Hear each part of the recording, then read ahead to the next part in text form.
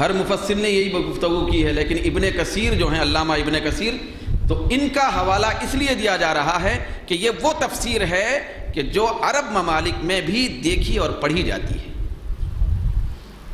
تو وہ کس عقیدے کے حامل تھے، کس مزاج کے شناسا تھے، تو اس کا تصور ہمارے سامنے آ جائے۔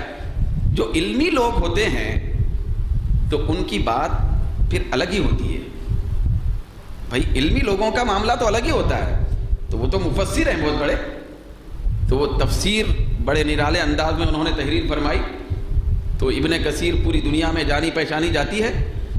تو اور ایسے ممالک میں بھی یہ تفسیر چلتی ہے جہاں پر کوئی دوسری نہیں چلتی، دوسری تفسیر بینڈ ہے، مطلب منع ہے، لیکن ابن کثیر وہاں پہ رائج ہے۔ تو ابن کثیر کی جو بات ہے، علامہ ابن کثیر نے جو فرمائی، وہ میں آپ کے سامنے بیان کر رہا ہوں کہ اللہ رب العزت نے جو فرمایا کہ کعبے کو میں نے ایسی ہی نعمت بنایا، تحویل قبلہ کو میں نے ایسی ہی نعمت بنایا جیسے کہ میرا مصطفیٰ بھیج کے نعمت عطا کی تھی۔ تو سرکار کی عظمت کے اعتبار سے بیان فرماتے ہیں وہ کون؟ ابن کثیر، کہ سرکار سب سے بڑی نعمت کیسے ہیں؟ تو آپ فرماتے ہیں ان کا لب لباب یہ ہے کہ کعبہ اس وقت بھی کعبہ تھا جس وقت ابھی سرکار نہیں آئے تھے۔ حضرت عیسیٰ علیہ السلام کے بعد سرکار تک تقریباً 600 سال کا فرق، 500-600 سال کا فرق تھا، تو فترت کا زمانہ کہلایا جاتا ہے۔ تو اس وقت بھی کعبہ تھا یا نہیں تھا؟ کعبہ تھا، لیکن پجاری ہی تھے لوگ۔ کعبہ تھا، کعبے میں حاضر ہوتے تھے، لیکن 360 باطل خداؤں کو وہاں بٹھا کے رکھے تھے۔ تو کعبہ تھا لیکن ہدایت کی نعمت نہیں ملی، مصطفیٰ جیسے ہی آ گئے لوگوں کو ہدایت مل گئی۔ تو وہ کہتے ہیں کہ سرکار آگے جو قرآن میں آیا کہ کما ارسلنا فیکم رسولا منکم، تم میں ہم نے رسول بھیج کر ایک بہت بڑا احسان کیا، اور رسول ہم نے بھیجا ایک بہت بڑی نعمت ہے۔ تو وہ رسول کا مشن کیا ہے، رسول کی خصوصیت کیا ہے؟ تو قرآن میں آگے اللہ نے فرمایا کہ وہ رسول ایسی شان کے حامل ہیں کہ یتلو علیکم آیاتنا، یہ وہ رسول ہیں جو تم پر ہماری آیتیں تلاوت کرتے ہیں۔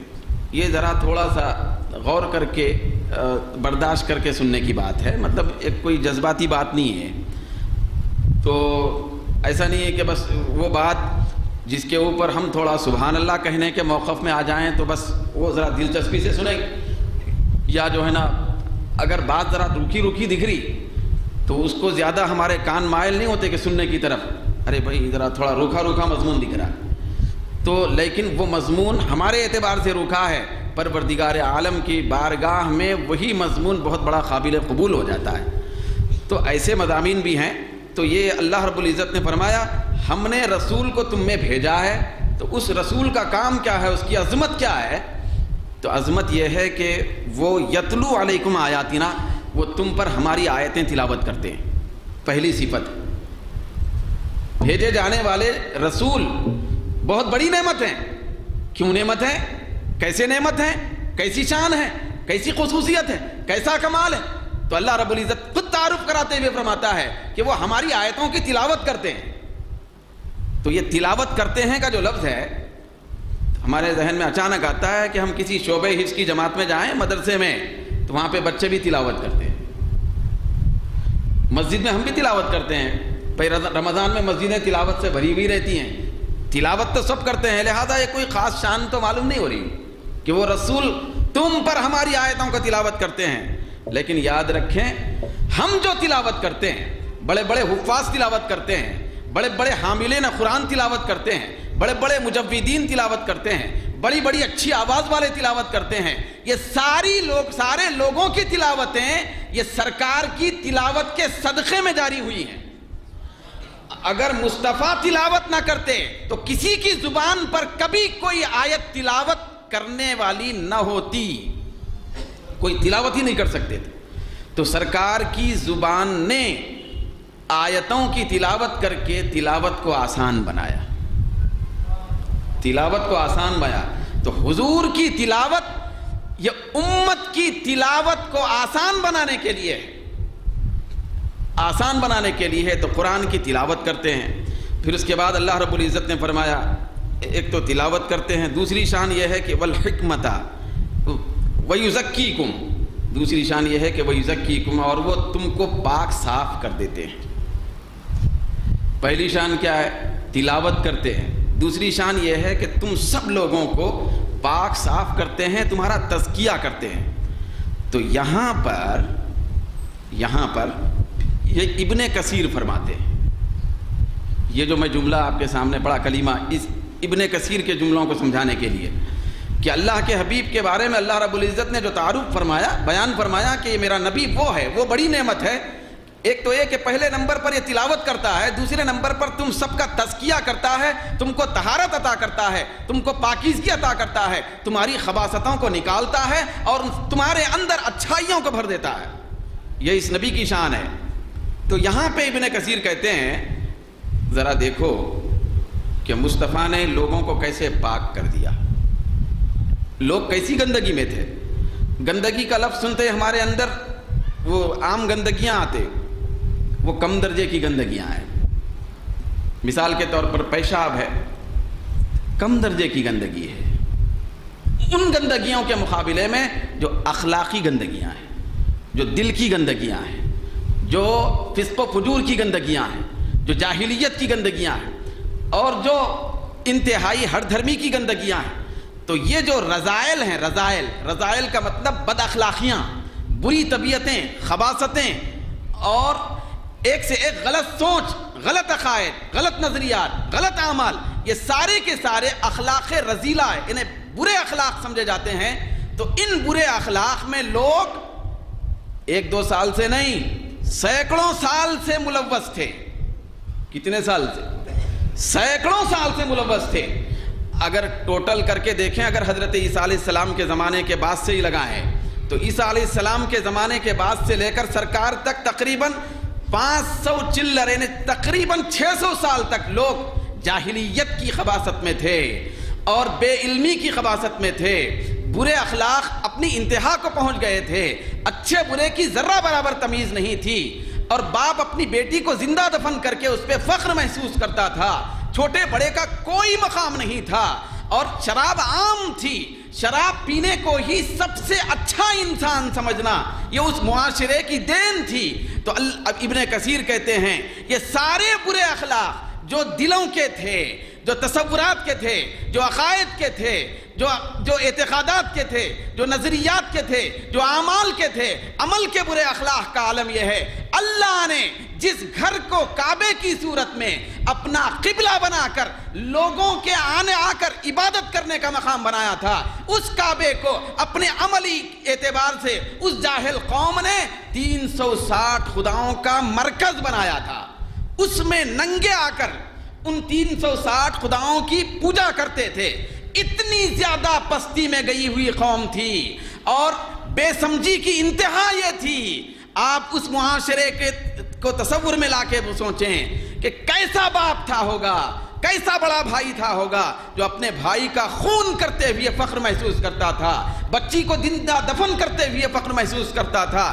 رذائل کی انتہا تھی، بدتمیزی کی انتہا تھی، جاہلیت کی انتہا تھی۔ ابن کثیر کہتے ہیں مصطفیٰ جب آ گئے تو مصطفیٰ کے قدموں کی برکت سے ساری خرابیاں اچھائیوں میں بدل گئیں۔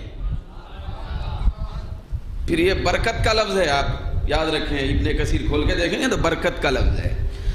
تو آپ نے فرمایا ہے نقل کرتے ہوئے کہ فَكَانُوا فِي الْجَاهِلِيَّةِ الْجَهْلَا، یہ کہتے ہیں ابن کثیر کہ ذرا دیکھو اس زمانے میں لوگ کیسے تھے۔ فِي الْجَاهِلِيَّةِ الْجَهْلَا، جب کسی بات کو ریپیٹ کر کے لگا کے بولا جاتا ہے نا، انتہائی بہت زیادہ اس کی زیادتی بتانے کے لیے بولا جاتا ہے، ایسے ہی بولا جاتا ہے۔ جیسے مثال کے طور پہ میں آؤں گا، کیا مطلب؟ تو یہ ایک تاکید کے لیے بولا جاتا ہے، بہت زیادہ اہمیت بتانے کے لیے بولا جاتا ہے۔ تو تھا تو بہت اہمیت دینے کے لیے بتا جاتا ہے۔ تو یہاں پہ ابن کثیر نقل کرتے ہوئے فی الجاہلیت کا لفظ استعمال نہیں کیے، وہ کہتے ہیں کہ دور اتنا بدتمیز اور خراب تھا، جاہلیت کے اتنے زیادہ خطرناک مذلت کے گڑے میں گرا ہوا تھا کہ وہ کہتے ہیں وَكَانُوا فِي الْجَاهِلِيَّةِ الْجَهْلَةِ، وہ حد سے زیادہ جاہلیت میں تھے، جاہلیت کی انتہا میں تھے، بے ادبی کی انتہا میں تھے، ہر دھرمی کی انتہا میں تھے، گمراہی کی انتہا میں تھے، ضلالت کی انتہا میں تھے، پھر انتہا میں ایسے تھے کہ یُصَفِّحُونَ بِالْقَوْلِ الْفَرِی، گھڑی ہوئی باتوں کے ذریعے سے لوگوں کو بیوقوف بناتے تھے، گھڑی ہوئی باتوں کے ذریعے سے لوگوں کو بیوقوف کہتے تھے، وہ خود بیوقوف تھے لیکن سمجھتے تھے کہ تم بیوقوف ہو۔ اور بیوقوفی کی سب سے آخری انتہا یہی ہے کہ آدمی جاہل ہو اور اس کو پتہ رہے کہ میں جاہل ہوں تو یہ پھر بھی غنیمت ہے، یہ اتنی زیادہ جہالت نہیں ہے کہ آدمی ناواقف ہو اور پتہ ہو کہ ناواقف ہوں تو یہ کم درجے کی جہالت، سدھرنے کی امید ہے، علم کی روشنی میں آنے کی توقع کی جا سکتی ہے، لیکن آدمی ایسا ہو جاہل ہے لیکن سمجھتا یہ ہے کہ میں عالم ہوں، باقی پورے جاہل، تو یہ سب سے زیادہ جہالت۔ تو ابن کثیر کے الفاظ ہیں، وہ کہتے ہیں کہ اتنی زیادہ خطرناک جہالت میں وہ قوم تھی کہ یُصَفِّحُونَ بِالْقَوْلِ الْفَرِی، وہ گھڑی ہوئی بات کے ذریعے سے دوسروں کو بیوقوف سمجھتے تھے، دوسروں کو جاہل سمجھتے تھے۔ پھر اس کے بعد اب یہاں لطف کا جملہ ہے ابن کثیر کا کہ وہ برکت کو بھی مانتے تھے۔ کون؟ ابن کثیر، یہ برکت کو بھی مانتے تھے، مبارک کو بھی مانتے تھے۔ تو وہ کہتے ہیں کہ اتنی زیادہ خطرناک گمراہی میں پڑی ہوئی جب قوم تھی تو جب سرکار تشریف لائے تو کیا ہوا آنے واحد میں؟ تو کہتے ہیں فَانْتَقَلُوا بِبَرَكَةِ رِسَالَتِهِ، تو وہ قوم جو حد سے زیادہ گمراہی کی پستی میں تھی وہ سرکار کی رسالت کی برکت سے منتقل ہو گئی ولایت کی حالت میں۔ کس میں منتقل ہو گئی؟ تھی کون سی حالت میں؟ جہالت کی حالت میں، سرکار کی رسالت کی برکت سے ولایت کی حالت میں آ گئی، ولایت کی حالت میں آ گئی۔ تو کہتے ہیں وَيُمْنِ سَفَارَتِهِ، پھر سرکار کی رسالت اور نبوت کے فیض اور اس کی برکت سے وہ لوگ منتقل ہو گئے اچانک کدھر؟ اِلَى حَالِ الْأَوْلِيَاء، اولیاء کی حالت میں۔ کدھر منتقل ہو گئے؟ اولیاء کی حالت میں۔ پھر آپ فرماتے ہیں وَسَجَايَا الْعُلَمَاء، اور علماء کی اچھی طبیعتوں میں منتقل ہو گئے، جاننے والے بن گئے، جو ان پڑھ تھے وہ جاننے والے بن گئے، صرف جاننے والے نہیں بنے، دوسروں کو پڑھانے والے بن گئے۔ پھر ایسے بن گئے کہ آقائے دو جہاں نے اسی قوم کے لیے فرمایا کہ میرے یہ صحابہ